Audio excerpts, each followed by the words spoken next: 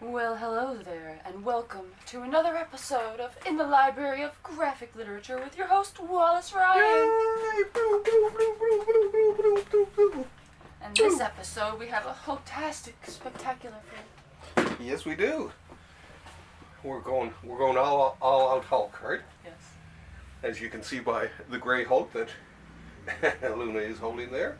Stroking there. Now, we start out with the Immortal Hulk first. Ooh, when did this one come out? This is one of the most recent Hulk storylines. It is about 50 issues. Here, feel the weight of this thing here. Right? It weighs a ton, right? And it was 50 comics in it, right? Wow. But it's so cool. I love the cover. It's by Alex Ross, and he does some great covers. But it was a whole different approach. It was more like Hulk. It's a mixture of horror and the regular Hulk, right? Chasing people around and very very psychological, right? But more, like I say, more horror based than the regular ones. And it's cool to see actually someone take over, a character like this and change it a little bit, but still come out, looking great. So this whole series, very very good. Is he the guy that's responsible for the new update on Wikipedia? Yeah. Oh, geez, yes. Now that, of course, we both had big problems with that because they were talking about. Should we talk about it? Yes, why Let's not? tell the people. Yeah. So apparently, the Hulk has been diagnosed with DID, which, if you don't know, that is dissociative identity disorder. If in fact it does exist. Yes, it's controversial. And it's just like it's the same personality. It's just one. It's the two parts of the same personality. It's not two different personalities, right? To me, right? And, like, he physically changes. Like, Yeah. morphs. Yeah. Like, how that's not even a mental condition. Yeah. But And also try to attach mental conditions to fictional characters. To me, I just don't go with it. It's because it don't work. You got to strain to make it work in a lot of cases, right? But it's like we all want to see a relatable character, so it's like, let's pick apart this character trait to find some way to diagnose it, and like. But he already worked good as everyone has a little bit of good and bad in them, so it already worked on that level without having to mess around with it. I thought, right? Mm. So, but yeah, that pissed me off when I seen that too, right? Yeah, it's like they're just trying to like run it into the ground further than they already have. The She-Hulk. Now speaking of talk about it. now speaking of the gray Hulk. Yes. Da-da-da-da. This is the Hulk Omnibus, and in the Hulk's first appearance, as you Hulk fans out there would know, he was actually gray, and it just didn't look the same. It's just not the same, is it? Right? Now they did return him to his gray Hulk days for a while here and there, like in that one there, but it just he works better as green. Oh no. Yeah. I don't even want to talk about the next. But they switched him back anyway, because they realized he was just too cool. What have they done to this character? I know. But anyway, the early ones. This is good because it's all the Jack Kirby, the early cool Hulks. Now Hulk only lasted from issues 1 to 6, and then it was cancelled and it was moved over to Tales to Astonish, I think it was. Let's see here now. Yeah, Tales to Astonish, which went up to 101, and then they decided, oh well, the Hulk's doing really good, so with 102, they change it back again to, let's see, I think the last one in here is actually, yeah, there, 102. Then they just changed the name of the title from Tales to Astonish just to The Incredible Hulk, where he'd been buried. And so that's like issue 7 really, even though they're missing a whole bunch of issues in between. But I love the, oh yeah, there we go. There's Bruce Banner. Bobble, bobble, bobble. Bobble, bobble, bobble, bobble. Now I picked a bunch of different Hulks. There's a couple of Hulks that people will expect me to pick, like The Return of the Monster by Bruce Jones, which is a great series, and Planet Hulk and all that. But it's just like everyone always picks those too. So I picked some that aren't. Planet Hulk? Yeah. It's a long story. Now with this one here, this was actually... It's a long story. Like Planet of the Apes or something like that? The reason... Yeah, something like that. The reason I picked this one actually, which does have the Grey Hulk in it, which I wasn't a huge fan of until they... It's so ugly! I know. I can't even deal. Yeah. Now... Oh, but they'll make the characters nice. And like, what have they done to them? Yeah. Well, what happens here is this is actually one of the early appearances of Todd McFarlane, who went on to do... It looks really colorful though, like oh yeah, cartoony. Now, like I say, this one... Oh, where's the... Everything's colorful except for him. Yeah. Sable purple hair. Okay. But around here anyway, this guy, Todd McFarlane, who did Spawn and all that other stuff after. Hulk had purple hair before it was cool. Yeah. Now, before he did Spider-Man, Todd McFarlane did the Hulk. And as a matter of fact, I even bought this at the time. Oh, no, my buddy Rick Parker actually lettered this. Like, what are you talking about? Hulk is cool. Hulk is very cool. But anyway, I bought this comic on the stand when it came out because I kind of like the art in it, and I was like, geez, this Todd McFarlane guy is pretty good. Of course, McFarlane went on to co-found Image Comics, and he had a big run on Spider-Man, which was highly successful. But I liked his Hulk. He did a good Hulk, right? And then he left, and it. Oh, is that thing? The thing? Who's that? The other fella. Could have been. Yeah, probably was. You went too fast. Okay, I don't know. I wouldn't even know where to find it. You weren't looking. No. But he has fought the Thing several times. Oh, there he is. Show the people. But of course, he always beats the Thing. Does he? Yeah, because the Hulk is supposedly the most powerful person in the Marvel Universe. Now this is another... Now I jumped to... This is number 3, is it? Or is it number... Yeah, number 3, volume 3. I jumped over volume 2 between this. And this one I pulled out... Why did I have this one out? Okay, I guess this was I guess into the Peter David Hulk. Oh yeah, this one I picked out for the it was a Hulk Future Imperfect. It was done by this guy George Perez, where Hulk goes into the future and he finds himself in the future. He finds himself. But in the future he's a tyrant, right? Oh, he looks like a Time Lord. Yeah, he's a real tyrant in the end. And this is the reason I picked this book though, was that this was a classic Hulk series. It was a 2-part series. The artwork was really cool. By George Perez, and goes to the future and he finds that I guess everything didn't work quite the way he thought. No, there he is. That's usually how it goes. Yeah. So that's a good one for that one. I always like that line. Fantasy is often better than reality. Exactly.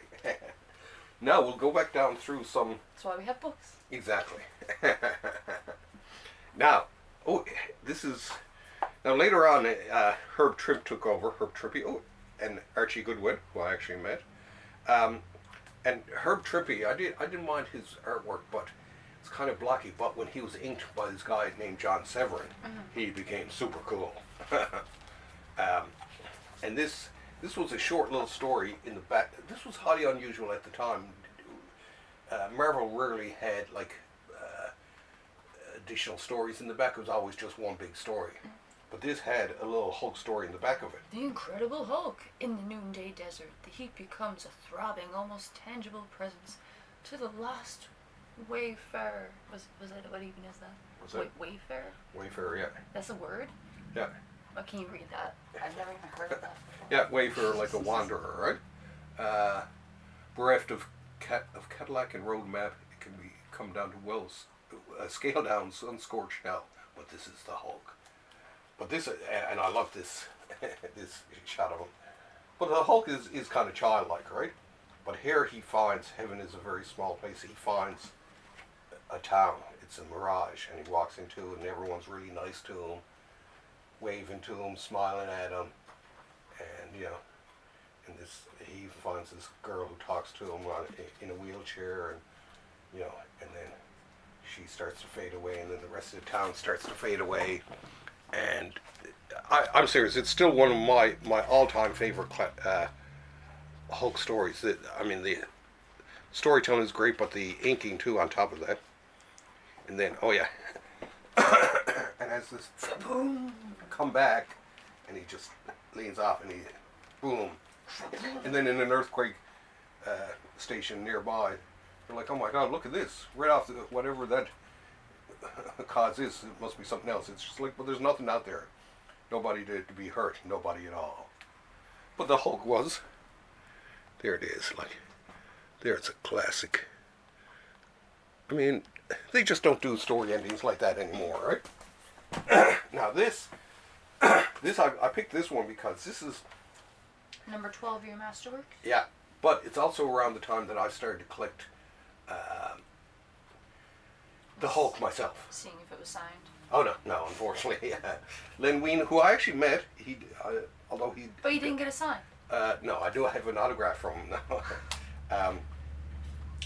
And this was the reason I bought it was not because I was a big Hulk fan. And the man thing takes to know, but it was the cover. This was done by Bernie. The cover was drawn by Bernie Wrightson, who did the Swamp Thing.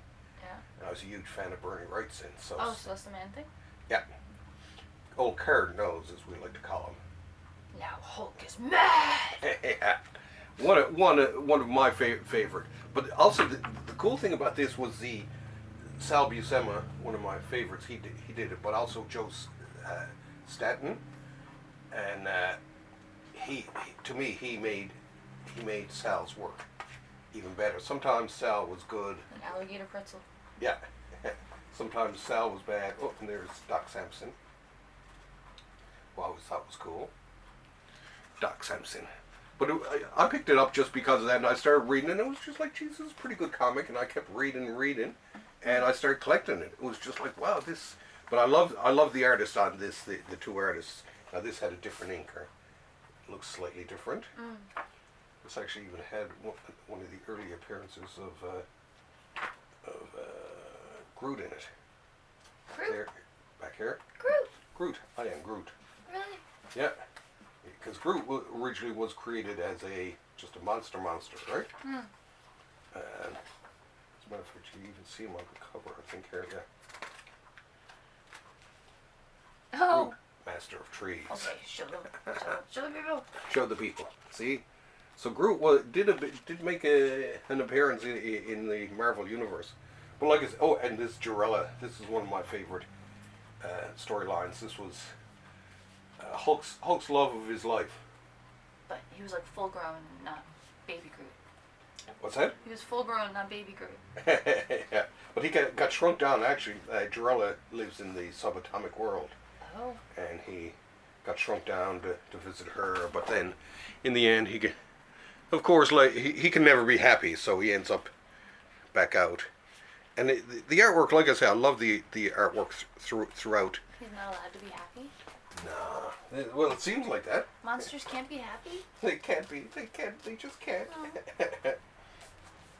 Now, let's see. That was 12, wasn't it? Okay, 13 and 14. I got a bunch of different ones here, but for different reasons. And this one, even though I bought all these comics, I did have all these, and I kind of liked them. But the one I liked, and this is all still Sal, but he was inked by this guy, Ernie Chan. Oh, Home is where the hurt is. Yeah. I feel you. I love their titles like that sometimes. Circus of Lost Souls. Now the last comic in That's this. so relevant. Oh yeah. Now this one here. This is a comic drawn and plotted by Jim Starlin, who was like the creator of Thanos. He's probably most famous for. But I loved his artwork. But the At first I heard Sterling and I was like, Twilight Zone? No. And the inker on this, I love the inker on this too. Is this guy Alfredo Akela, who did just, I mean, his Hulk was absolutely stunning, right? Mm. I mean, all his artwork was beautiful, and this is where the Hulk, he ends up in a facing off against another monster, and this is still one of my favorite Hulk stories. Just Starlin did a great Hulk, and they should have had him do more. Actually, he did do some covers for the Rampaging Hulk, which was a magazine they had out for a while. Is he in this one? Who? Oh no, Starlin isn't in this one. This is Stern. Yeah, this Roger Stern takes over around then, and it was still a good. You know, it was still a decent thing, but the one that I liked the most in this run was the annual. Came out, End of Holocaust. yeah, came out during the summertime. I can remember reading this up at the cabin, but it had Iceman and Angel from the X-Men, or at the time they were with a group called the Champions. And this one I like because I was a fan of the artist. The Angel? Yeah. Ooh. He got wings. It's fancy. He is very fancy. Warren Worthington III. But anyway, it's a great thing. They end up fighting the mutant hunting robots, the Sentinels, which are always really cool, right? Very coolly drawn. This guy could draw cool looking Sentinels. Oh, he doesn't dress like Cupid when he goes and fights bad guys? No. Oh, that's lame. He just looks like every other superhero. Well, kind of a cool outfit, though. And here's Dr. Samson getting his butt kicked. And then Hulk chases after him. I like this as he flies into outer space, knocks the Hulk out, and he finds... You can't see. Yeah, he finds this cool... Look at that cool space station. Now, this is John Byrne, of course, who... Actually, Canadian, even though he was born in Britain, Canadian. And he was big at the time. He was the one who made the X-Men super popular, right? So why does it say, and the Hulk shall be Hulk no more? Well, and he shall be Hulk no more. That's... They do that every so often where they'd have him, you know... This is the end. No yeah, more. Yeah. And this one I threw in because She-Hulk. It's not a Hulk story per se, but it is in one way in that the Hulk does appear in the first issue. Right? Because what it is, Jennifer Walters is his cousin, I think it is, or something like that. I think it is cousin, whatever. Anyway, he meets with her, and here we go. Da-da-da-da, She-Hulk lives. And this was back in the 70s they did this. Now, they were doing it to cover all their bases, to get women characters and copyrights for all their characters. Diversity. Yeah, so Spider-Woman, but they were doing it as a pure business thing, right? They didn't care about the diversity. But the She-Hulk, actually, yeah, she gets shot, and Bruce gives her a blood transfusion, which puts his Hulk blood into her. And then, of course, she turns into She-Hulk. Da-da-da-da. And a She-Hulk I'll be! Flips the table. And I loved her. And it's funny, she was actually part of the Fantastic Four for a while, but she's one of the characters that really did one of these inclusive characters, diversity characters, who was actually number one, very well written, and was a cool character. Everyone loved She-Hulk. Number one collector's item issue. Is that a lot? Yeah, if you see that on the comic, it usually isn't, right? So anyway, yeah, this is I always liked She-Hulk, but I threw this in because the Hulk does make an appearance, and he was sort of like passing on the mantle, as they say, right? Now, last but not least, and this is actually one of my favorite books, mainly because it's Captain Marvel. Da-da-da-da. Oh. And of course, people are saying, "What do you got a Captain Marvel book here during the talk about the Hulk?" I'm wondering the same thing. And it's because the Hulk actually appears in this one. Basically, Rick Jones, who's the other part of Captain Marvel, he was an old friend of the Hulk's, and they go searching to see if he can help them out with because they're joined by these bands, like when he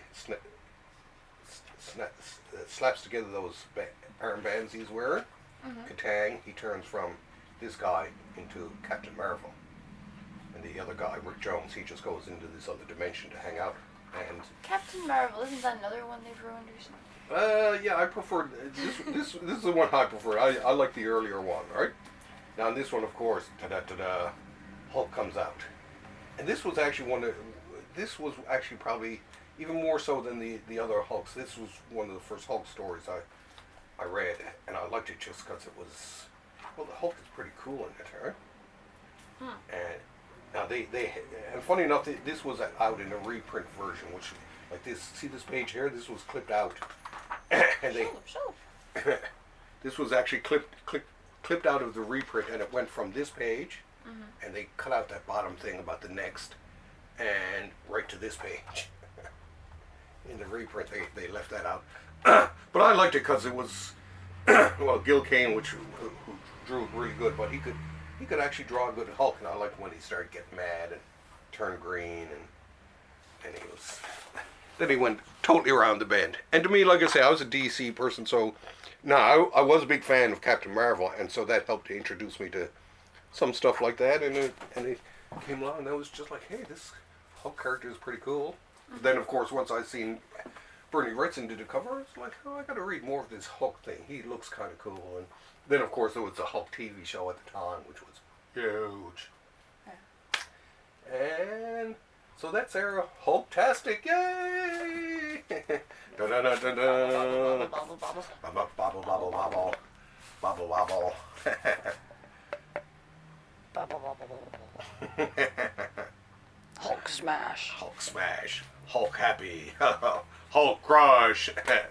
Anyway, so that's our Hulk-tastic, our Hulktacular. Probably not gonna stay there. No, it won't, because the bobblehead sort of unbalances him, right? Yeah. Anyway, that's our Hulktastic episode. I did have another new comic book, but I'm saving that for next week. I love that one. It's one of the few pop figures that I'll probably keep. I'm going to say I'm selling all the rest of mine, but that I'll probably keep. And see, even he agrees. Nod. Okay, well, I guess that's it for us, is it, for this week? Okay, that's it. Thanks for having us over, and we'll see you same time next week. Keep on reading, and bye. Thanks for having us over. See ya. Bye.